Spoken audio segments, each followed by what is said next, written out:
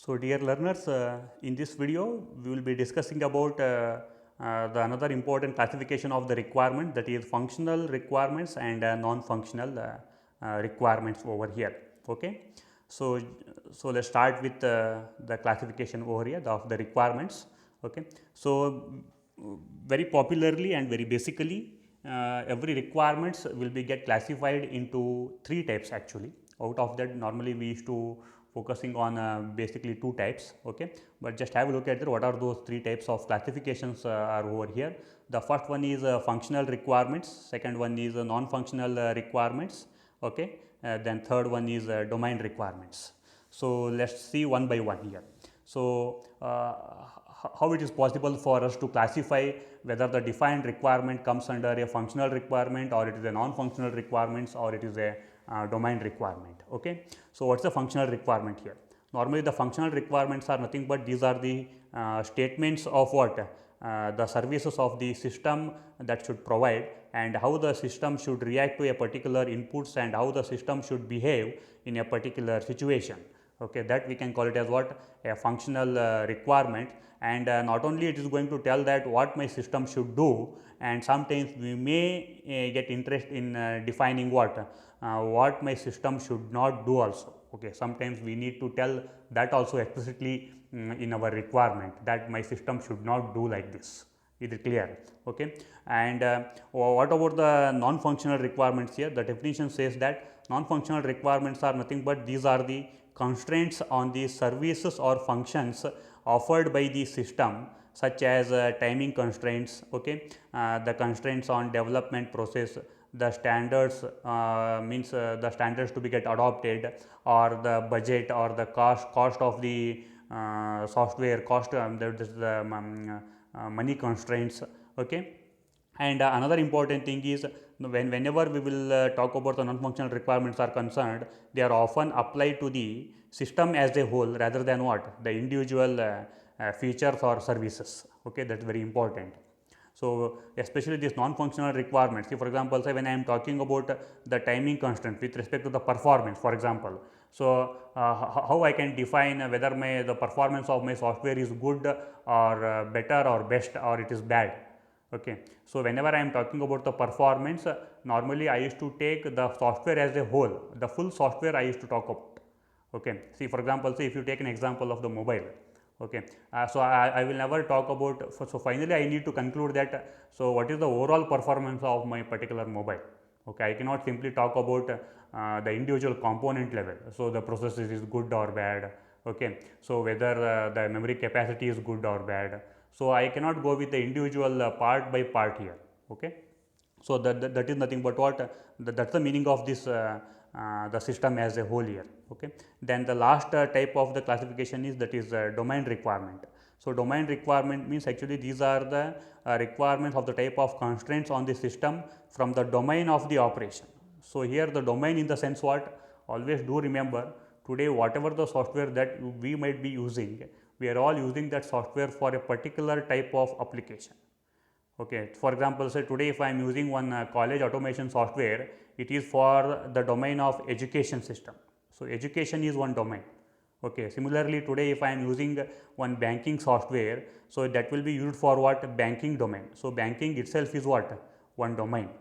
And today if I am using one software for hospital purpose, that is hospital management software, then hospital itself is what, one domain. Okay. Then I might be using another software for railway department, then the railway department itself is what, one domain. So, it means that you take that education, okay, that hospital, railway department or banking sector, all these comes under a category of what, their own separate domains. Okay. And every software is going to provide the functionalities and services with respect to that particular domain is concerned. Okay. And here the meaning of the domain requirement means sometimes we need to define the requirements based on that domain area of what, the where my software is being what, used. See for example, say when I am talking about the banking software. Okay. So, there are so many things that we need to come up with the banking domain, the terminologies and functionalities. Is it clear? Credit, debit, okay, simple interest, compound interest, okay, sanctioning the loan, cancel of the loan, or money transfer within the bank or different banks. See there. So here there are so many things which are purely related to the banking domain, means banking sector. So as a common person, I may not understand, or as a software engineer, I may not be knowing that how the bank will work. Is it clear? So most of the requirement that should come from the people who are actually working in the bank.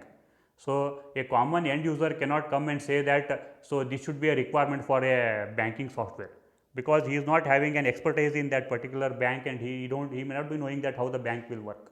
Okay. So today if I am developing one software for the railway department, I should know that how the railway department will work. Okay. So I don't know how the station master is working in every station. How many of us know that? So until and unless I know how that particular the area will work in that particular area, so we cannot define the requirements for such type of software. So that's the reason that most of the software requirements will come from that domain area. They are called as what? The domain requirements. Is it clear? Okay. So we will discuss one by one here. So let's start with the functional requirements. So the name itself indicates functional requirement, means the requirement which will provide what? A sort of functionalities, the services. Okay. So normally the functional requirements are going to describe what? The functionality or what? The system services that software is supposed to provide to the end users or the variety of stakeholders. Okay. And these requirements always depends on what? The type of the software, and the expected users, and also the type of the system where the software is what? Used. Okay. So it depends on that environment, the nature under which you are supposed to use that. It also depends on what? The expectations of that particular user, the type of the users, and also the type of the software. Clear? And another point is, for the functional user requirements may be what? The high level statement, because they are functional requirement, but which has been used defined for what? Users. So that we have already discussed, user requirements will be always at the high level statements of what the system should do. Okay. And at the same time, the same functional requirement as a part of system specification, system requirements, then they will be get described the system services in detail. That is very important. That also we have already discussed the difference between user requirements and what? The system requirements. System requirements are always what? In detail, and they are more technical perspective, mathematical perspective, and every detail will be get incorporated while defining the requirements are concerned. Okay. So now just have a look at the functional requirements examples here. See, for example, see if I take an example of MSc PMS, that is mental health clinic patient management software, the case study that we have already discussed in one of the previous video. Okay. Just have a look at my first example of the functional requirement here. A user shall be able to search the appointments lists for all clinics. So means, so here this MSc PMS software should provide a facility for the end users to search for what? An appointments, whether the appointment is available or not, okay, for all the clinics. Okay. So it should not put any restriction on the patient to take the appointments here. Okay. That is so this is one user requirement. Then so it is very easy to identify the user, the functional requirements here. Just have a look at here. So here the user shall be able to search. So searching is what? One kind of functionality that the software should provide. It's a verb. It's very simple to identify that. So wherever we are using the verb while defining the requirement using our natural language, so that you can treat it as what? A functional requirement here. So it should provide a functionality of what? Searching functionality. Look at the second one. The system shall generate. See there. You should provide a functionality of what? Generating each day for each clinic a list of patients who are expected to attend appointments that day. Means every day, okay, it should provide a list of all the patients who have taken the appointment of that particular day. So it means that here it is also a what? Functional requirement. Why? Because it is going to provide a function of what? Generating the report, a kind of report. Is it clear? Look at the another example. each staff using the system shall be uniquely identified. So, here it should provide an functionality of what? Identification of the authorized staff members using what? Using his or her 8-digit employee number. Assuming that to use that MSc PMS software, every medical staff has been given a 8-digit employee code. Using that number, every employee will be get identified by the software. That's it. Okay. So, here if you observe searching, generating, identifying, see there all these are a part of what? Providing a kind of functionality for the end users. Clear? Okay. So, now come to the non-functional requirements here, okay, and its classifications. So, basically as we told just now, the non-functional requirement means these are going to define the system properties and constraints. For example, say reliability of the system, response time of the system, storage capacity or the storage requirements, or the constraints are like IO device capability or system representations. So, like this. So, with the very important thing is, okay, it is very easy to understand to differentiate between this functional and non-functional. Okay. So, the name itself indicate non-functional. So, here we are not interested saying that the system should provide a kind of functionality here. So, here we are talking about the system properties in the sense what? The behavior of the system. Okay. See, for example, say when I will say that when I will buy a new mobile, I will be talking about my RAM size of the RAM. For example, so I have to say that my RAM size is 4 GB, so my system is very fast. See there. So, here I am talking about what? The property of my mobile here, okay, the behavior of my mobile. So, that is going to be get defined here. So, that comes under what? A non-functional requirements. Is it clear? See, for example, say just now we told that one functional requirement. Just try to recall in the previous slide. So, what was that? That MSc PMS software should provide a search option. Okay, now the question comes here for the search option. Okay, if I want to search for any clinic, how much time it will take to display the list of the clinics, whether it will take 5 minutes, 10 minutes or 1 hour. So, that is going to talk about the response time of the software. Okay, today if you search with any keyword in the Google, so it will make a list of lakhs together websites with that particular keyword within a fraction of second. See there, see the response time of that particular search engine. Okay, so that will talk about the performance of that particular search engine. It will never say that you come after 1 hour. Is it clear? So, that is going to define what? The non-functional requirements. Okay, hope this is cleared here.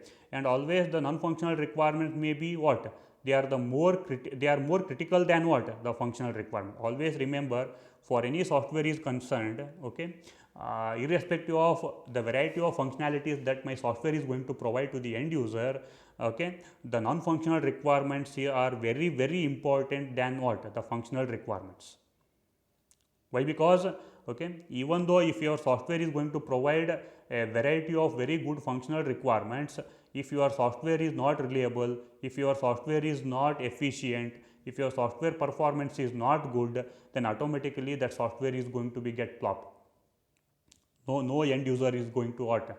Accept. For example, so today you are all using there are many apps related to what? The money transfers.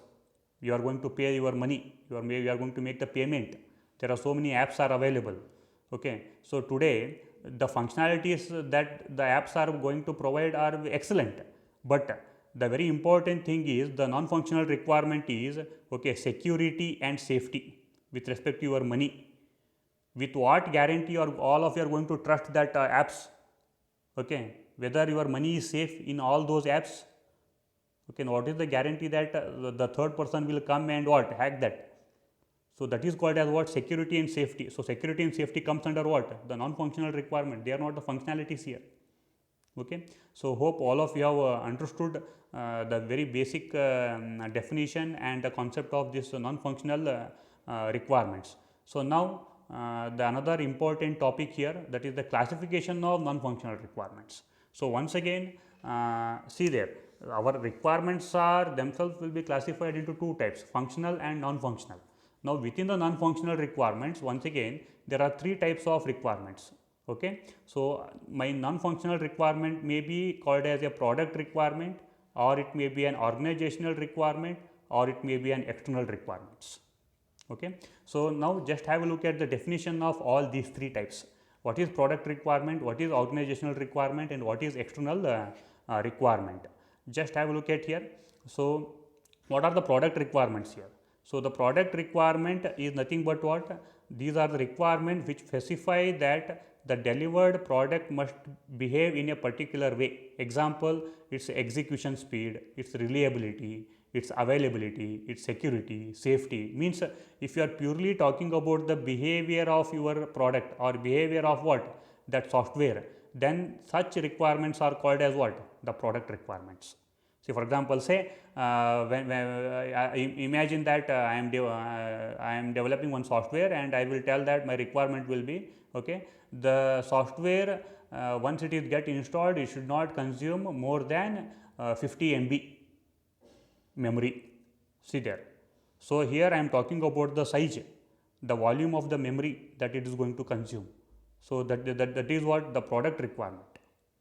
It is going to talk about the size of the software here. Is it clear? Okay.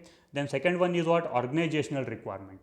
See, the name itself indicates here the requirement is non-functional, but it is related to what? An organization. Organization means the company or the organization under which the software is being what? Developed. So, sometimes some requirements are coming from that organization itself. So, examples, see here, these are the requirements which are consequences of organization policy, organization procedures. See, for example, say if a software is get developed in XYZ company, and if that XYZ company is supposed to follow some sort of process standards, and we have to follow this standard. Whenever I am designing, whenever I am writing a code for that software has to follow that organizational policy, because of which it has to undergo some process standards. Some standard has to be followed. Okay. Some implementation requirements. Okay. So, it means that every organization is having its own rules and regulations, its own policies. So, that we need to follow as a requirement. They comes under, that is called organizational requirements. Then the third one is what? External requirement. The name purely indicates these are external, means they are not related to the software product, they are not related to the software which is being developed in that organization, which is a third party, that is external. Means some requirement which are going to come from what? The factors which are external to the system and its what? Development process. Example, interoperability requirements or legislative requirements. See, for example, say today you take any system or any software that is being developed by any company, they have to fulfill some government policy and government rules. So, where government is what? An external body. So, it is not a government is not a software company, government itself is not a software, but as a software company, if it is developing one software, it has to follow the government rules and regulations. For example, say today we are all using that example I told, money transfer apps that we are using. Is it clear? So, every app should work with some government policies and rules and regulations. Why? Because every banking activity that you are going to do online, it should be get regulated by the nationalized bank. Banks will be there, and every bank is controlled by what? RBI. So, where RBI is what? An external body. Okay. So, some rules and regulations and some requirements are coming from what? That RBI. See, for example, so today if you take an example of our engineering college, is it clear? So, as an engineering college, it will be get managed by our organization, our management will be there, but that our college and management both will be get controlled by what? A university. That university is what? An external entity here, and this university is having its own rules and regulations. Because of the rules and regulations, some requirements will be get emerged. Is it clear? Okay. So, that is called as what? An external requirements, and this is a big table is present over here. You can come across with a different examples. For example, say product requirement means efficiency, dependability, that you know dependability means what? Availability, reliability, safety, security, and within the efficiency, once again you can classify the requirements. Either it may be performance related, or it may be what? Space requirements.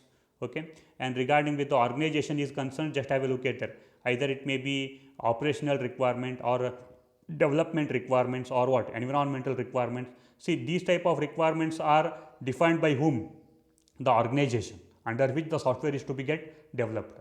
And with respect to external are concerned, just now I told, for example, say it may be legislative, means for example, say it may be an accounting related, or it may be safety and what, security related. Is it clear? Okay. So all these requirements are going to be get defined by what? An external entity or a third party. Is it clear? Okay. So just do remember all these examples. Okay. And just have a look at one example over here, that is the non-functional requirement example for MSc PMS. Once again, the case study that we have already discussed. For example, say product requirement. See there how the product requirement can be get defined here. The MSc PMS shall be available to all clients during normal working hours. Normal working hour means the working day from Monday to Friday, from morning 8:30 to 5:30, and also it has been mentioned that the downtime within these normal working hours shall not exceed 5 seconds in any one day. So this is my product requirement. See, this is a non-functional requirement first of all, but this comes under what? It is going to describe the behavior of the product, the system property, the property of that MSc PMS it is going to define. Is it clear here? Okay. And clearly it is mentioned that, see there, this is going to talk about the availability of the system here. This is going to talk about what? Availability, means the system should be available always for all the Monday to Friday from morning 8:30 to 5:30, and even during this normal hours, if the system is going to be get down due to some server problem or some internet problem or something else, then that should not exceed 5 seconds. See there, even he is going to say that even 5 seconds also the system should say, means the software should not say that today the software service is not available.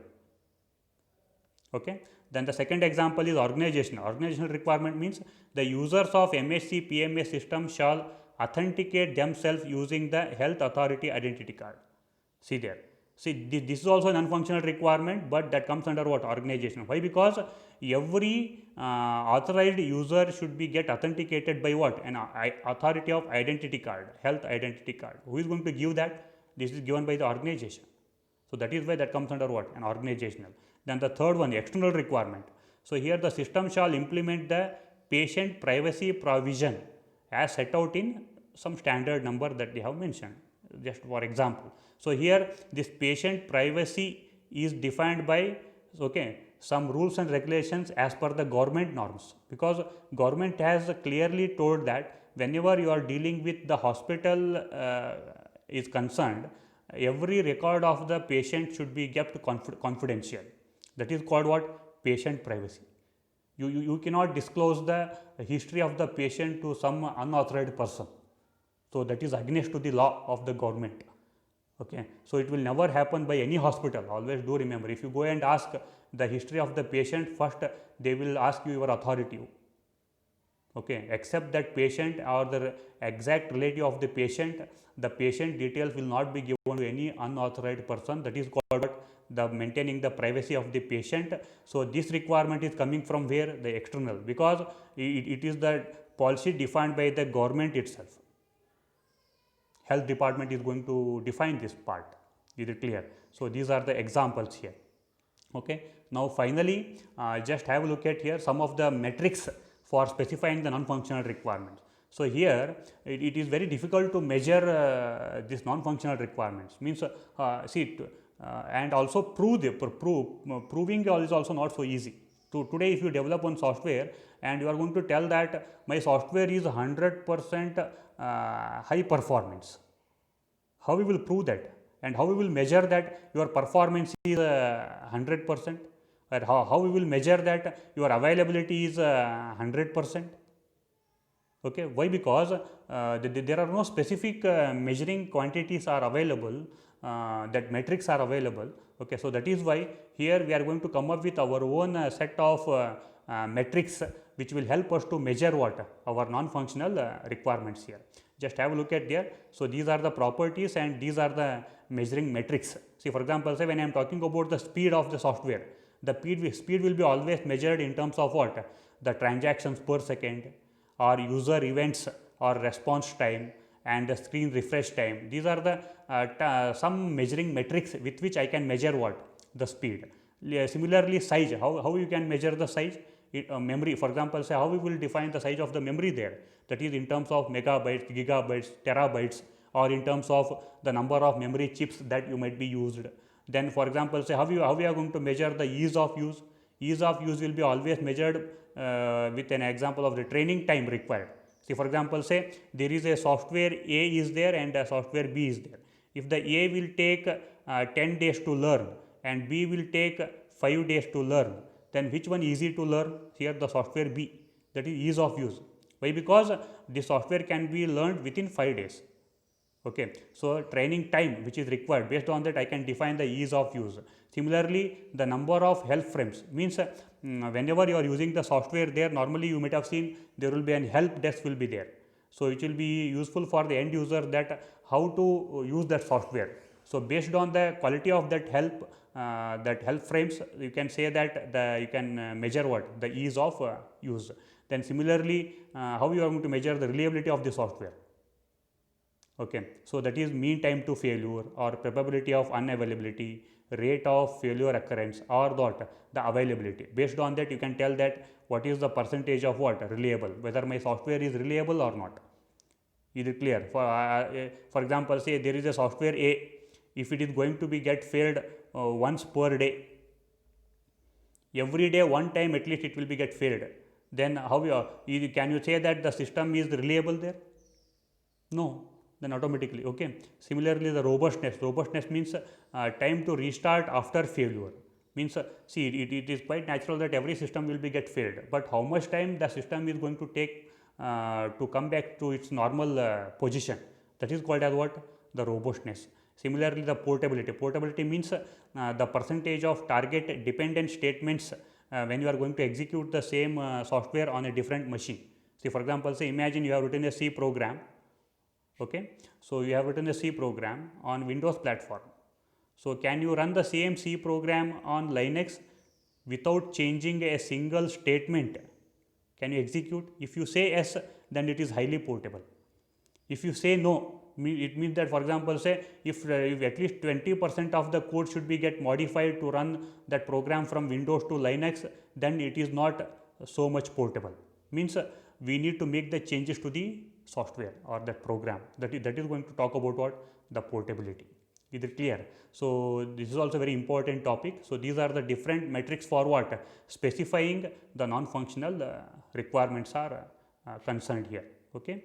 So, this is all about the classification of requirements in terms of functional requirements, non-functional requirements, and within the non-functional requirements, 3 types: product requirements, organizational requirements, then what? And external requirements. Thank you.